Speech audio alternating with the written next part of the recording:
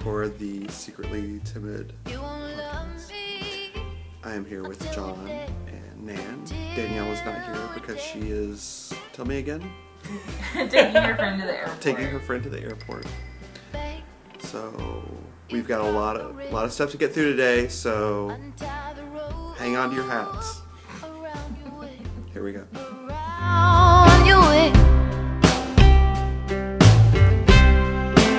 If you wanna go and set your Nan What's up? and Brian. Alright, so this is what we're going to do. Joe, our listener friend Joe, I'm trying to get both of you on the screen. How far back can I go? Wrote us in some article suggestions on Twitter. So I'm going to print them out right now, and there are 3 of them. So each of us will respond to one of those stories, because we have so many stories to go through today on the podcast that we can't fit them all in. So we're gonna address them on the video instead. All right, sound good? Sounds like fun? Let's go.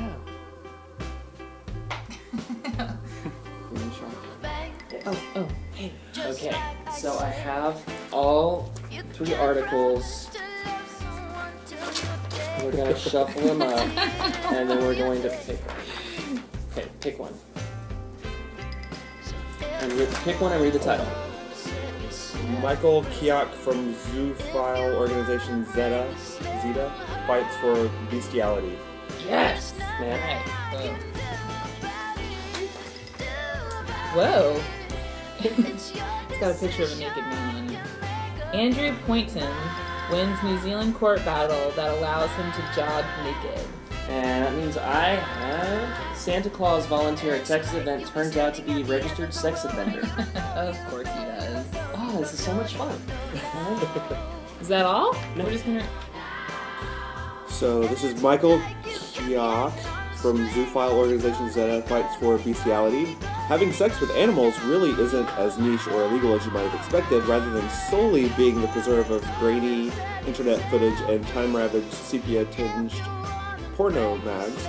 You'll be glad to hear that the practice of having sex with national fauna has actually been completely legal in Germany since 1969. That's because that's kind of damaging for everyone involved, and in light of allegations that 500,000 animals die annually in the country due to extreme sexual practices. The German parliament is currently drafting a law that will ban zoophilia by mid-December, making the offense punishable with a $32,058 fine. So, what that means is that you should book your travel plans to Germany before mid-December if you like sheep. So that's like this week, guys. Yeah, We're like you gotta get on Right. the ball. Would you ever have sex with an animal? I don't think that I would have sex with an animal. Would you ever have sex with No, I can't believe you'd ask me something like that. I just don't find animals that attractive, Lila. except for Lila. But she's too young for me. Hi. So Andrew Poynton, very apropos name, wins New Zealand court battle that allows him to jog naked. To some people, Andrew Poynton might seem like a knight in shining armor, except he doesn't wear any armor, or preferably any clothes at all. Poynton, 47, is a naturist in New Zealand who was charged with indecent exposure in August of 2011 after a woman complained that he jogged while wearing nothing but sneakers at a park. Although he was found guilty last December, he appealed the verdict, and Justice Paul Heath agreed with him last Friday by comparing Poynton's jog, which was in a forested area away from crowds, to a hypothetical scenario of 2 gang members walking together in the same area. I'm not understanding the comparison. Quote, "It would not be surprising for a person in the position of the complainant to be concerned and discomforted by their presence, and even to feel threatened," he said, according to stuff.co.nz. However, on any view, their behavior would not be regarded as offensive behavior. Should the sight of a naked man in the circumstances in which the complainant found herself be treated any differently? I think not. Okay. Obviously a conservative group called Family First said the judge's ruling showed double standards. Is it okay for someone to streak through this courtroom? He'd be the first one to put them in the cells, said the guy. But Poynton's lawyer does not think that the ruling will inspire New Zealand nudists to run around in public. That's a shame. So basically, you are allowed to jog in the forest naked in New Zealand. So man, you're a nudist.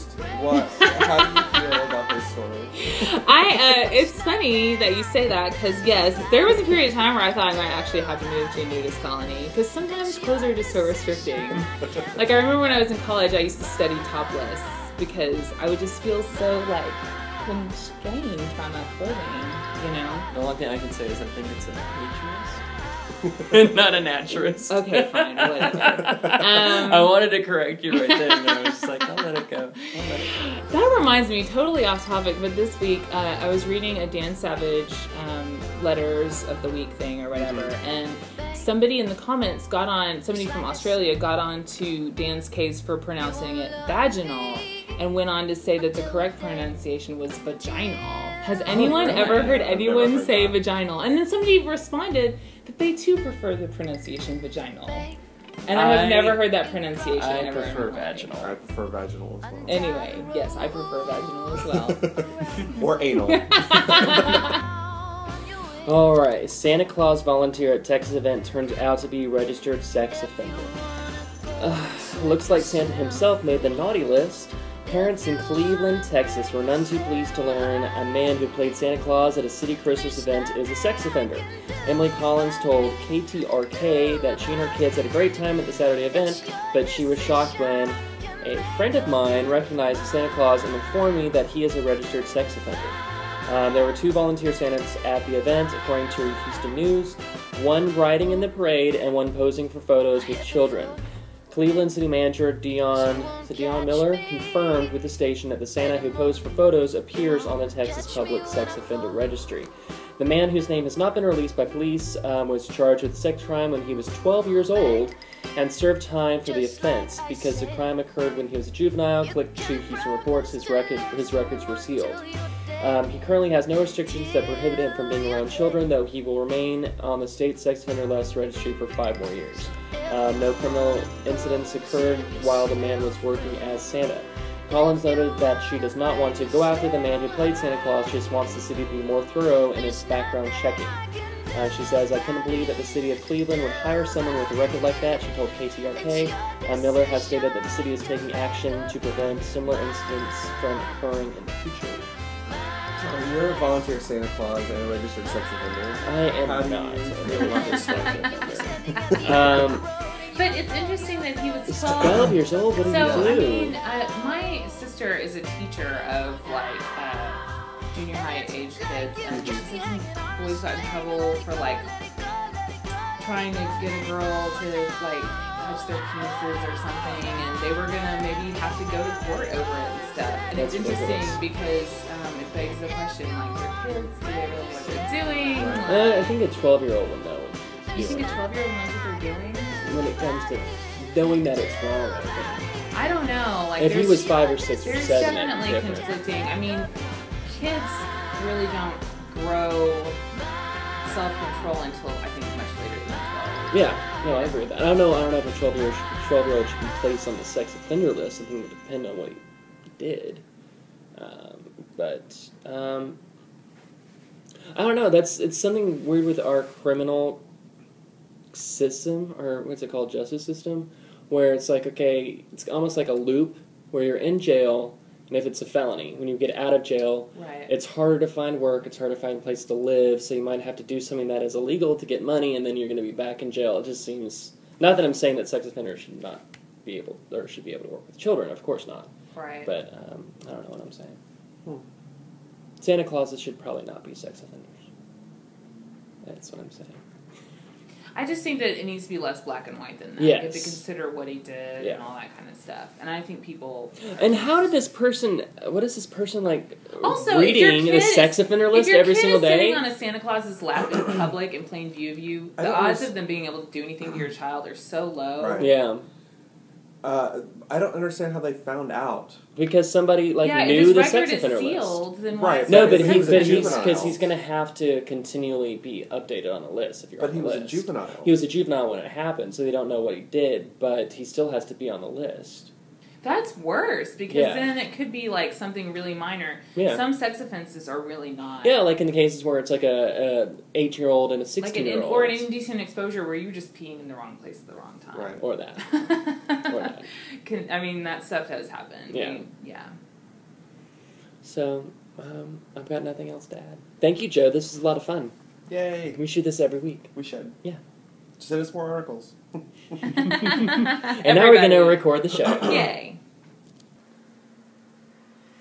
Okay, so after we recorded episode 137, which we're calling Punch a Rich Person, Nan, Brian, and I went out to lunch, and we forgot to make the video before we left, so I'm making it right now by myself. The featured music this week is Ellen Ruth's song Bang, and what did we talk about? We talked about The Walking Dead, specifically a scene that happened not this past episode, but episode that happened a week before that ruffled some feathers. We talked about Mitch McConnell filibustering himself. We talked about the word lunatic being we're not allowed to say lunatic anymore. And I don't know, I've had like 3 drinks, so I'm a little toasted right now. So I don't remember what we talked about, but I'm sure it was really a lot of fun, and you should probably listen to it. And my cat's on the table right now. Look at her. Lila. Lila?